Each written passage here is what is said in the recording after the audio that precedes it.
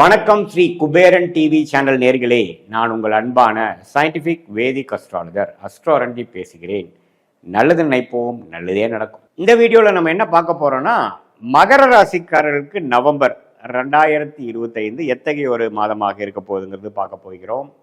அதாவது இந்திய வேத ஜோதிட அடிப்படையில், ஒளி தத்துவ அடிப்படையில், சயின்டிஃபிக் முறையில் நம்ம பார்க்க போகிறோம். எந்த விதத்திலும் மிகைப்படுத்தாமல், மூட நம்பிக்கை ஆகிய பரிகாரங்கள் அது மாதிரி விஷயத்துக்கெல்லாம் போகாமல், ஒரு கிரகம் இருக்கும் பொழுது எத்தகைய ஒரு தாக்கத்தை கொடுக்கும், அதோட சஞ்சாரங்கள், அதோட பயிற்சிகள் இந்த ராசிக்காரர்களுக்கு பொதுவாக என்ன ஒரு அமைப்பை கொடுக்கக்கூடியது அப்படிங்கிறதை எந்த விதத்திலையும் மிகைப்படுத்தாமல் உள்ளவாறு பார்க்க போகிறோம்.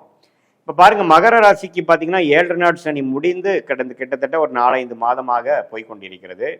அதே சமயத்தில் சனி 3ஆம் இடத்துல இருக்கிற மாதிரி, குரு பார்த்தீங்கன்னா இதுவரை 6ஆம் இடத்துல இருந்து சில கடன் பிரச்சனைகள், குடுக்கல் வாங்கல் பிரச்சனைகள், செலவுகள் அதிகம், தேவையற்ற அலைச்சல்கள்லாம் கொடுத்து கொண்டிருந்த அந்த குரு 7ஆம் இடத்துக்கு வக்ர ரீதியாக, அதிவக்ர ரீதியாக உச்சம் பெறுகிறார். அது ராசியை பார்க்கிறார்.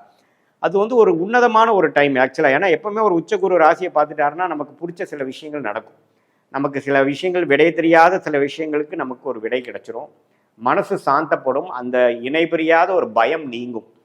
ஸோ அது அருமையான அமைப்பு. ஸ்டார்டிங் ஆஃப் த மந்த்லேயே பார்த்தீங்கன்னா குரு உச்ச குருவாக இருந்து அதிவக்கரத்தில் ஒரு டெம்பரரியாக ஒரு ஃபியூ மந்த்ஸ்க்கு குரு உங்கள் ராசியை பார்க்கறது இந்த மாதிரி ஒரு டைமில் ஒரு வரவேற்கப்பட வேண்டிய ஒரு விஷயமாக இருக்கிறது. அதே சமயத்தில் ராகு 7ஆம் இடத்திலும், ராகு 2ஆம் இடத்திலும், கேது 8ஆம் இடத்திலும் இருந்து அவர் சில விஷயங்கள், சில இன்வெஸ்ட்மெண்ட், சில உடல் உபாதைகளுக்கு வேணுங்கிற சில அமைப்புகள் பண்ணிட்டு இருக்காரு ஒழிய, பட் இருந்தாலும் குருவின் பார்வை நம்ம நல்ல ஒரு அமைப்பு. அது ஒரு ஒரு 2 மாதம் 3 மாதம் தான் இருக்கும். அதுக்கப்புறம் எகெயின் அவர் 6ஆம் இடத்துக்கே போயிடுவார். ஸோ இந்த சில 2 மாதத்துக்கு நீங்கள் சில நல்ல விஷயங்களாக செய்து, உங்களுக்கு தேவையான விஷயங்கள் செய்து இருக்கிற பிரச்சனையிலிருந்து நீங்கிறது, கடன் பிரச்சனைக்கு நீங்கிறது, வேலை விஷயத்தில் கொஞ்சம் சரியாக பண்ணிக்கிறது, தொழிலில் கொஞ்சம் சீர் செஞ்சுக்கிறது, எல்லாத்துலேயுமே கொஞ்சம் கிளாரிட்டியோட சிலதெல்லாம் செஞ்சு இதுவரைக்கும் இருந்த ப்ராப்ளத்தை சரி செய்யக்கூடிய அற்புதமான ஒரு வாய்ப்பாக இது உச்சகுருவின் பார்வை ராசிக்கு வருவது.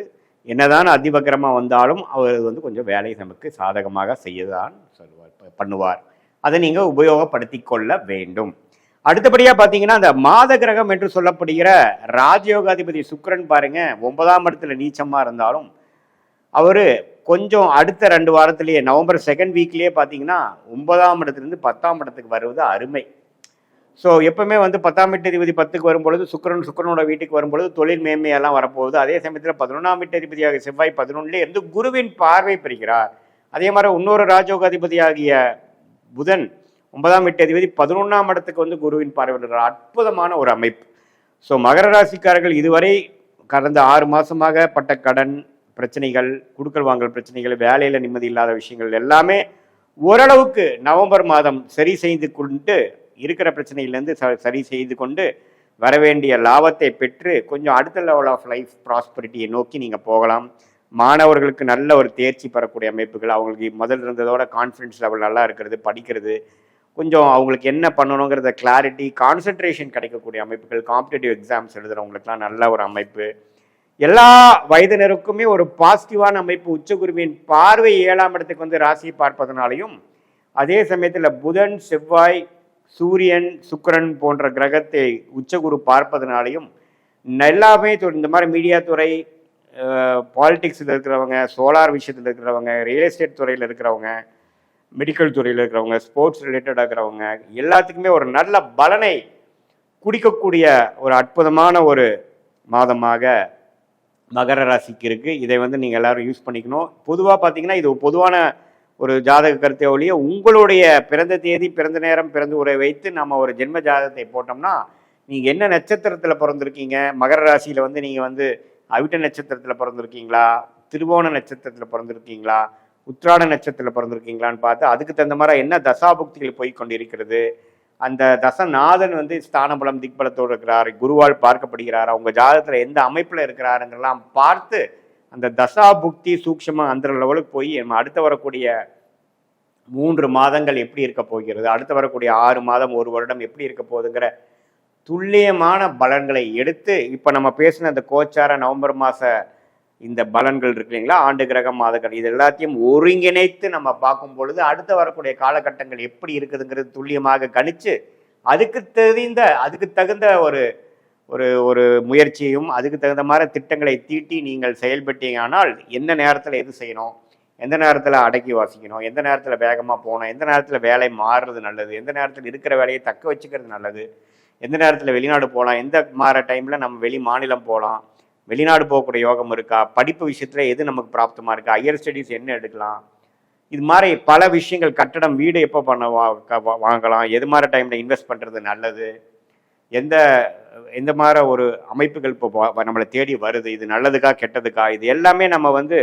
கிட்டத்தட்ட 18 வருஷம் இந்த இந்திய வேத ஜோதிடத்திலேயே நம்ம ஊறி சயின்டிஃபிக் வேதிக் அஸ்ட்ராலஜி முறையில் எந்த விதத்திலையும் மிகைப்படுத்தி பார்க்காமல் உள்ளது உள்ளவாறு பார்க்கும் பொழுது அடுத்த வரக்கூடிய விஷயங்கள் எப்படி இருக்குது, இது நமக்கு சாதகமாக இருக்கா, இப்போ இருக்கிற கன்ஃபியூஷன் நீங்கிற மாதிரி இருக்கா, நம்மளுடைய அடுத்த வரக்கூடிய ரூட் வந்து நம்ம எப்படி போக போகிறோம், இப்படி போகலாமா அப்படி போகலாமா, எந்த நேரத்தில் அதை எடுக்கலாம், இது எல்லாமே நம்ம வந்து இந்த இந்திய வேத ஜோதிட அடிப்படையில் சயின்டிஃபிக் அடிப்படையில் நம்ம அதை துல்லியமாக பார்த்து இப்போ நம்ம பேசின இந்த மகர ராசிக்கூட கிரக பலன்களையும் சேர்த்து வைத்து பார்க்கும் பொழுது வீண் விரயங்களாகிய சமய விரயங்கள், பொருள் விரயங்களை தவிர்த்து நமக்கு என்ன செய்யணுமோ அதை நேர்கோடியாக செய்து நம்மளுடைய பிராப்தம் நம்மளுடைய கர்மாவை தெரிந்து கொண்டு வேணால் தேவையற்ற வேலைகள், தேவையற்ற செயல்பாடுகள், தேவையற்ற செலவுகளை குறைத்து, அது வந்து நேரம் செலவாக இருந்தாலும் சரி, பண செலவாக இருந்தாலும் சரி, அதெல்லாம் தவிர்த்து உள்ளது என்ன கரெக்டாக இருக்கு நம்ம செய்யும் பொழுது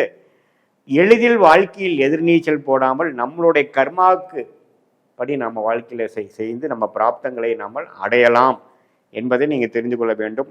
என்னன்னா இப்போ வந்து பார்த்தீங்கன்னா நிறைய பேருக்கு இப்போ இருக்கிற ஒரு பெரிய பிரச்சனை பார்த்தீங்கன்னா ஆப்ஷன்ஸ் நிறையா இருக்குது. ஆப்ஷன்ஸ்னால் இப்போ இந்த மாதிரி கோர்ஸ் ஒரு படிக்கலான்னு பார்த்தீங்கன்னா இத்தனை ஆப்ஷன் இருக்குது. அதே மாதிரி இப்போ பிஸ்னஸில் வந்து டெவலப்மெண்ட் பார்த்தீங்கன்னா பல டொமைனில் நம்ம டெவலப் ஆகலாம். எந்த ஏரியாவில் போகலாம், ஸ்பெஷலைஸ் பண்ணலாமா, அது மல்டியாக போகலாமா, ப்ராட் பேஸ்டாக போகலாமா, அல்லது நேரோ பேஸ்டாக போகலாமா, இம்போர்ட் எக்ஸ்போர்ட் ரிலேட்டடாக போகலாமா, மேனுஃபேக்சரிங் போகலாமா, ட்ரேடிங் போகலாமா, எந்த மாதிரி பொருட்கள் நமக்கு பிராப்தமாக லாபத்தை கொடுக்கும், இதெல்லாம் வந்து நிறைய பேர் பார்த்திங்கன்னா தெரியாமல் போய் இறங்கி நம்ம முதலே சொன்ன மாதிரி எந்த ஒரு இந்த இருக்கிற காலகட்டத்தில் எந்த ஒரு தவறான முடிவுகளும் பார்த்திங்கன்னா அதுக்கு வேணுங்கிற விலையை கொடுத்துட்டு தான் நம்ம பண்ண வேண்டியதாக இருக்குது.